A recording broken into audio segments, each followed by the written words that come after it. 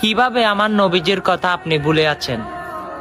যে নবীজি আপনি আমার জন্য যুদ্ধ করতে গিয়ে উহুদের ময়দানে 2টা দন্দান মোবারক শহীদ করেছেন।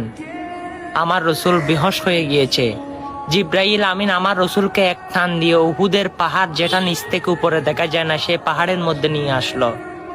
যখন নিয়ে আসলো, জিব্রাইল আমিন অপেক্ষা করতেছে কখন আমার রসুলের জ্ঞান ফিরবে।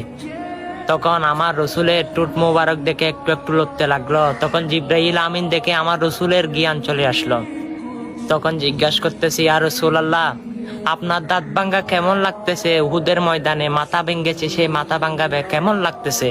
তখন আমার রসুল 2টা চোখের পানি ছেড়ে দিয়ে বলে, হে জিব্রাইল, এইগুলোর ব্যথা থেকে আমার উম্মত গুনাহগারের ব্যথা আমার থেকে বেশি। ইয়া রাসূলুল্লাহ সাল্লাল্লাহু আলাইহি ওয়াসাল্লাম, দেখেন 63 সাল জিন্দেগি আপনার কথা এক মুহূর্তের জন্য বলে নাই, কিন্তু আপনি সে নবীর কি আদর্শই চলতেছেন, সে নবীর কি আদেশ ক্রম আপনি মেনে চলতেছেন। একবার ভাবুন তো, সে নবীর সাফাইয়াত আপনি কি পাবেন হাসরের ময়দানে? সে নবীর সাফাইয়াত আপনার জন্য গ্রহণযোগ্য হবে? আপনি একবার ভাবুন তো, আমার রসুল কিভাবে আমার রবের সামনে